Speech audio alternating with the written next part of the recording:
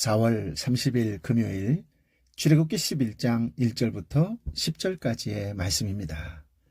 그동안 하나님께서는 바로의 마음이 부드러워질 수 있도록 여러 차례 기회를 주셨습니다. 모세의 기도를 통해, 이집트 마술사들의 증언을 통해 억지로지만 바로가 부분적으로나마 하나님께 순종하고 부분적으로나마 회개하게 하심으로써 마지막 재앙이 임할 때까지 지속적으로 회개의 기회를 주셨습니다. 그러나 바로는 그 기회를 살리지 못했습니다. 1차적으로 이스라엘 백성을 내보냄으로 발생할 경제적인 손실이 두렵고 아까워서 무모하게 저항한 것입니다. 드디어 바로의 강팍해진 마음을 대책 없이 무너뜨릴 10번째 재앙이 임할 순간이 왔습니다. 바로를 포함한 모든 이집트 사람의 맏아들, 즉 장자가 죽을 것입니다. 끝까지 고집을 부리며 하나님의 요구를 거부하다가 바로 자신뿐만 아니라 온 이집트가 그 죗값을 치르게 될 것입니다. 이집트 사람들이 고통을 받아야 하는 이유는 딱 한 가지로 요약한다면 그것은 잘못된 지도자 밑에 있었기 때문입니다. 그런데 이 사실이 오늘날 우리에게도 많은 생각을 하게 합니다. 왜냐하면 먼저 믿을 수 있는 은혜를 입은 우리는 영적 지도자이기 때문이지요. 그렇다면 우리가 잘못하면 그 대가를 우리 자신뿐 아니라 우리가 이끄는 사람도 치러야 하기 때문입니다. 좋은 지도자 아래서 신앙생활을 하는 사람에게 복이 있습니다. 먼저 저와 여러분이 축복의 통로가 되어주는 좋은 지도자가 되시기를 예수님의 이름으로 축복합니다. 아멘. 그동안 9차례의 재앙을 수습하는 과정에서 바로는 이미 더 이상 모세와 협상하지 않을 것을 밝혔습니다. 시간이 갈수록 바로와 이집트는 더 혹독한 재앙을 당하지만 바로의 마음은 강팍해져만 간 것입니다. 이렇게 해서 바로의 마음을 꺾을 최종 재앙이 펼쳐질 무대가 준비되었습니다. 물론 하나님이 바로의 마음을 강팍하게 하신 것이 중요한 요소로 부각되지요. 오늘 묵상할 11장 본문은 내용에 있어서 새롭게 제시하는 것은 없습니다. 하나님이 모세에게 어떤 말씀을 하시는 것도 아닙니다. 11장은 10번째 재앙을 실행하기 전에 어떻게 하여 이곳까지 오게 되었는지에 대한 역사적 회고입니다. 그렇다면 다른 재앙들에 없는 역사적 회고가 왜 10번째 재앙에 앞서 필요한 것인지 그 이유에 대해서 설명합니다. 첫째, 10번째 재앙은 재앙 중 가장 큰 파괴력과 고통을 동반하기 때문입니다. 그러므로 역사적 회고는 수많은 사람의 탄식과 울부짖음을 초래할 이 재앙의 필요성과 정당성을 제시합니다. 둘째, 10번째 재앙은 심판 이야기의 마지막이자 절정이기 때문입니다. 그러므로 역사적 회고는 하나님의 심판이 절정에 이르기까지의 경위를 설명하라는 목적도 있습니다. 셋째, 마지막 재앙까지 온 것이 순전히 바로의 교만과 고집 때문임을 알리기 위해서이지요. 하나님이 여러 차례 기회를 주셨지만 바로는 번번이 하나님의 요구를 거부했습니다. 그러므로 역사적 회고는 여기까지 온 것이 바로의 어리석은 선택에서 비롯된 것임을 선언하는 부분입니다. 물론 하나님의 계획과 하나님의 뜻과 하나님의 섭리가 있었다라고 하는 것을 전제해야 되겠지요. 1절부터 3절까지의 말씀을 함께 읽어보겠습니다. 그때 여호와께서 모세에게 말씀하셨습니다.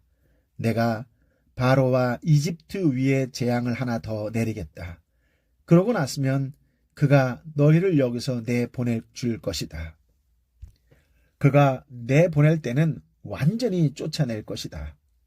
백성들의 귀에다 대고 남녀할 것 없이 모두 자기 이웃에게 은폐물과 금폐물을 빌리라고 하여라. 여호와께서는 이집트 사람들로 하여금 이 백성들에게 호의를 갖게 하셨습니다. 또 그 사람 모세는 이집트에서 바로의 신하들과 백성들에게 매우 위대해 보였습니다. 아멘. 여호와 하나님의 마지막 하나 더 내리는 재앙은 대상에 따라 다르게 작용을 합니다. 먼저 바로에게는 이스라엘을 쫓아내도록 작용할 것입니다.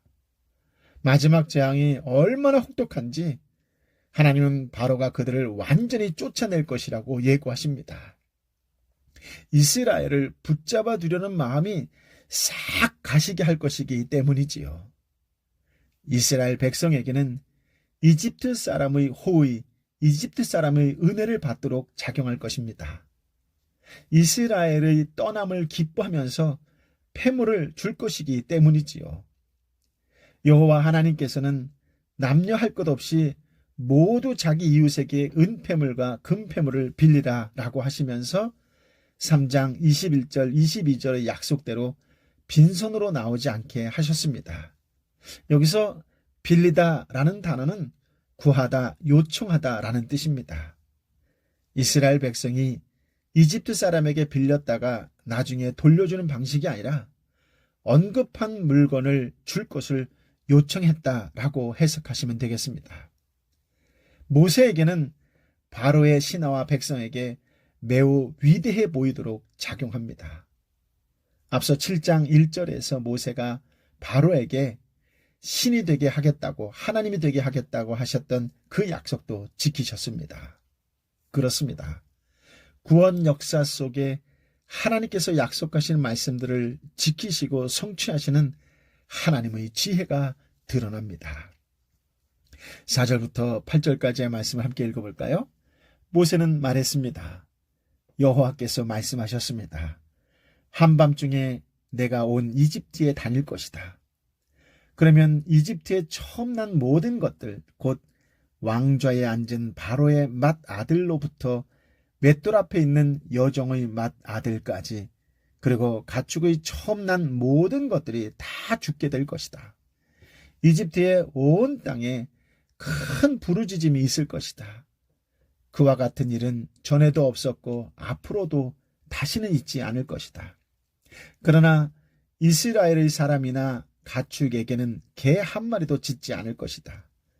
이로써 여호와가 이집트와 이스라엘을 구별하신다는 것을 너희가 알게 될 것이다 라고 말입니다. 그러면 당신의 모든 신하들이 저에게 와서 앞에 절하며 당신과 당신을 따르는 모든 백성들은 다 나가 주십시오 라고 할 것이다. 그리고 나서야 저가 떠날 것입니다. 모세는 진노한 가운데 바로 앞에서 떠나갔습니다. 아멘. 모세가 바로에게 전하는 여호와 하나님의 말씀은 한밤중에 내가 온 이집트에 다닐 것이다 로 시작했습니다. 즉 마지막 재앙은 여호와 하나님께서 친히 손대신 재앙입니다. 여호와 하나님께서 임하실 때 이집트에서 처음 난 것은 바로의 맏아들, 즉 장자로부터 여종의 맏아들까지, 그리고 모든 가축의 처음 난 것까지 모두 죽을 것이고, 이집트 전국에 전무후무한 큰 부르짖음이 있을 것입니다. 그러나 이스라엘은 노예의 삶을 끝내는 벅찬 감격으로 그 밤에 유월절 만찬을 먹을 것입니다. 여호와 하나님의 임하심이 이집트에는 죽음이요 이스라엘에는 새로운 삶입니다. 여호와 하나님께서 이렇게 이집트 사람과 이스라엘 사이에 구별을 두셨습니다. 우리 주님께서 다시 임하시는 날에도 심판과 구원, 영원한 죽음과 영원한 새 삶의 선명한 구별이 있을 것입니다. 마지막 재앙이 바로의 모든 신하에게는 당신과 당신을 따르는 모든 백성들은 다 나가 주십시오라고 모세 앞에 엎드려서 사정하도록 작용할 것입니다. 모세는 그때야 내가 떠날 것이다 라고 선언했습니다. 그렇습니다. 출애굽은 노예가 겨우 탈출하는 그런 이야기가 아닙니다. 대적의 전적인 항복을 받아낸 승리자가 전리품까지 챙긴 후에 당당하게 돌아가는 시간입니다. 사건입니다.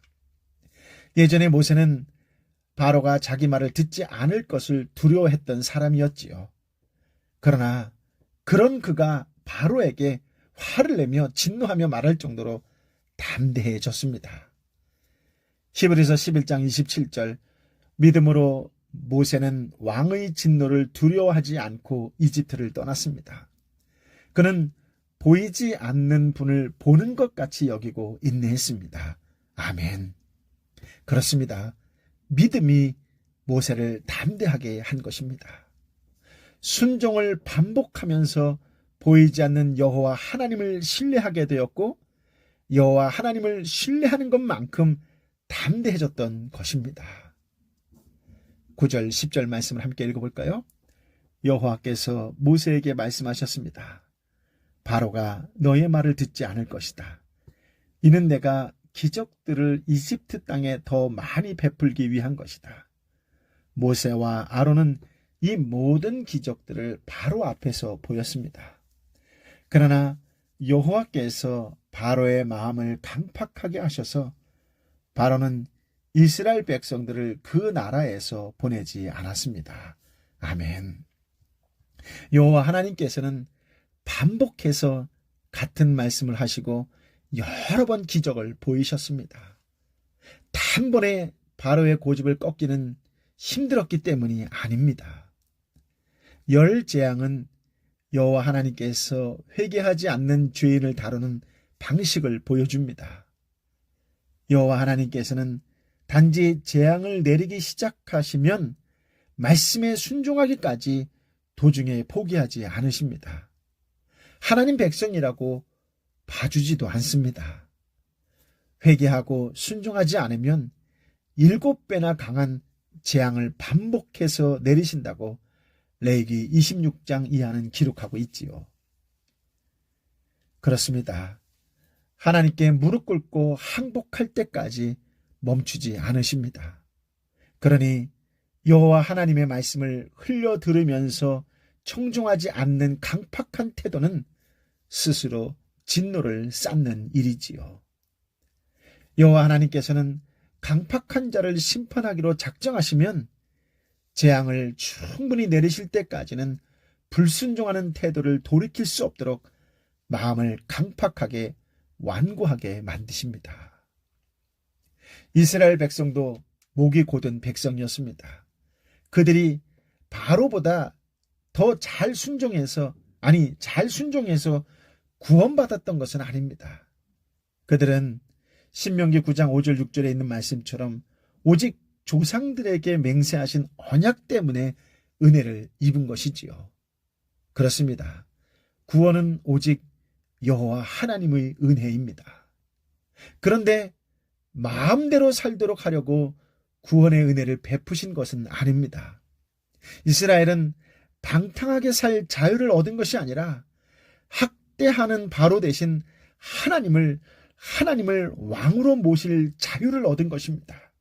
그러니 구원받은 백성은 바로의 노예처럼 생각하거나 말하거나 행동해서는 안 됩니다. 하나님 백성답게 하나님의 자녀답게 생각하고 말하고 행동하기를 배워야 합니다.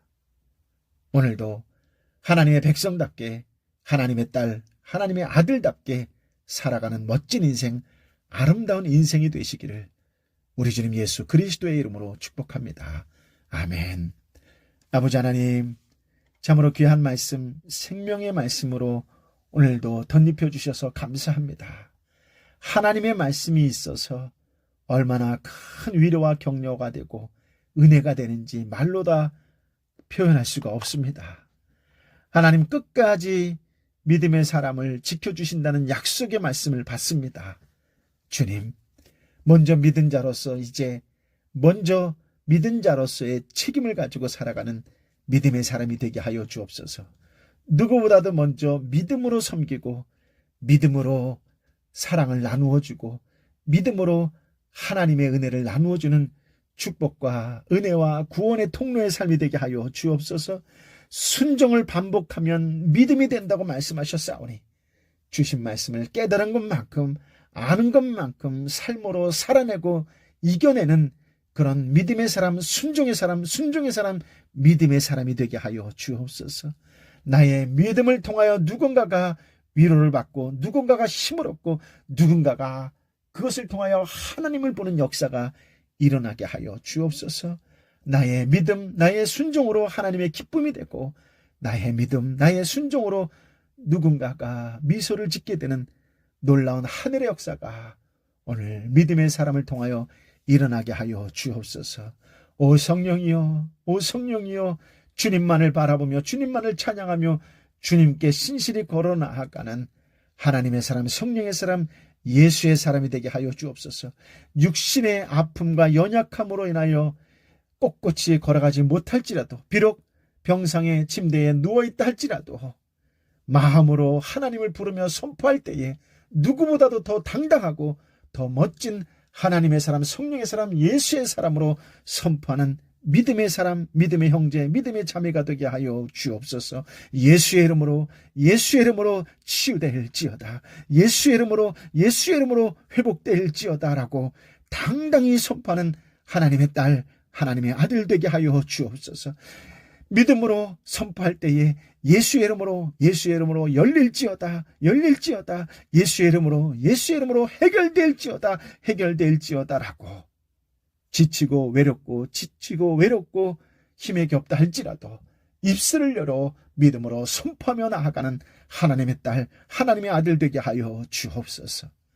이제는 계리어 진리어 생명 되신 우리 주님 예수 그리스도의 은혜와 아버지 하나님의 크신 사랑과 성령 하나님의 위로 역사 교통 충만하심이 오늘도 주신 말씀에 따라 순종하며 믿음으로 살겠노라고 다시금 결단하며 결심하는 하나님의 딸, 하나님의 아들 머리 위에 저들이 믿음으로 기도하는 삼터와 일터와 공동체와 열방의 선교사님과 선교지 위에 함께하여 주옵기를 간절히 축원하옵나이다. 아멘.